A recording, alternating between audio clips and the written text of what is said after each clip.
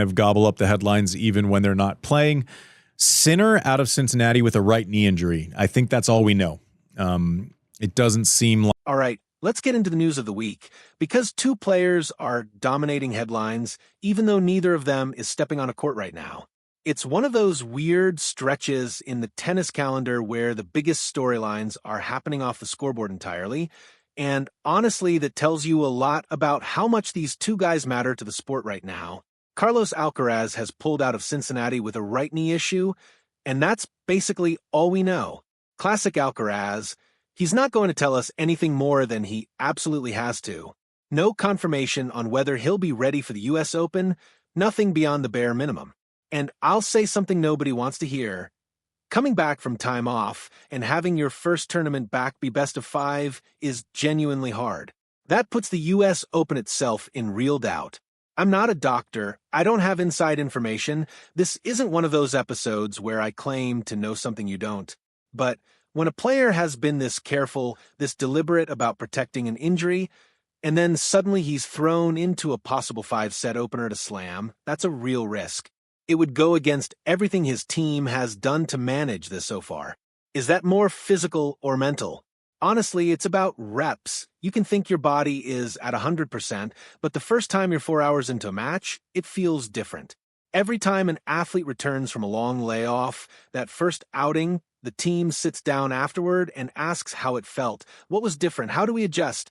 Having that conversation after an hour and 20 minutes in Cincinnati is completely different from having it after grinding through best of 5 for 2 straight weeks. If anyone can skip that step and just jump back in, it's Carlos. But it would be out of character for how careful this camp has been. For those of us with zero real athletic background, and I mean zero, I went 2-25 in 1 year of high school ball, here's the part people don't always get. Why can't you just simulate 5 sets in practice? Because in a match, you're up against players good enough to find the weak spot and exploit it. Every opponent Alcaraz faces when he's back will test that knee. If movement is even slightly off, players notice fast. Think about what happened when Dominic Thiem came back from his wrist injury. It didn't take long before everyone saw the forehand wasn't the same, and that was a more serious injury than this one. Players don't protect you in a match. They take a scalpel to whatever's vulnerable, and you can't recreate nerves in practice. I don't think I ever cramped during a practice session in my career. Match adrenaline burns through your energy reserves in a completely different way. You can't replicate real match rhythm, real match stress in a hitting session. If you catch a brutal string of points at 97 degrees in a 5th set, there's nothing that prepares you for that except doing it. So, coming off injury, the last thing you want is for your first real stress test to happen somewhere the stakes are this high. I think his team has taken that scenario off the table for months now. At this point, I'd be surprised if he just shows up and plays the US Open, though again, I have zero information. Maybe the plan really is extra caution, and he shows up fully healthy. I'd love to be wrong here. In an ideal world, you want a tune-up event to knock off the rust first. We're getting little clips here and there, hearsay about whether he's played 3 sets. But has he faced a real 140 serve yet? Does the knee hold up under that kind of pace? We just don't know. Highlight reels are fun, but a few drills or casual rallies are nothing like standing in against a live 140 serve. Switching to the women's side, Sabalenka has looked like she's searching a bit lately, and I watched her latest match closely. That happens to every top player. Peaks and valleys are normal. It just feels strange because she set the bar so high for 3 years running, automatic semifinalist, the most predictable player in the sport. Now she's missing a bit, and you can see it in her body language, glancing at her box more, looking a touch unsure. Honestly, heading into the US Open, it's hard to point at one clear favorite on the women's side. If there is one, it's almost by process of elimination. Look around. One contender has looked average lately, another is proven but just took an early loss, someone else looked sharper with a big win over a ranked opponent, and one player has been steady and reliable all year. Is she the favorite? It's wide open.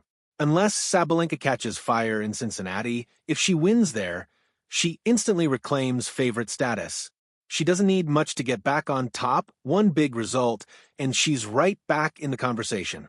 And you've also got a former champion playing some of her best tennis in weeks. There are honestly 15, 20 names you could throw into the mix. If we made a bracket graphic for this, it would basically be chaos. Now here's a wild stat on the men's side. Every single player who reached the quarterfinals in Montreal was born after the year 2000.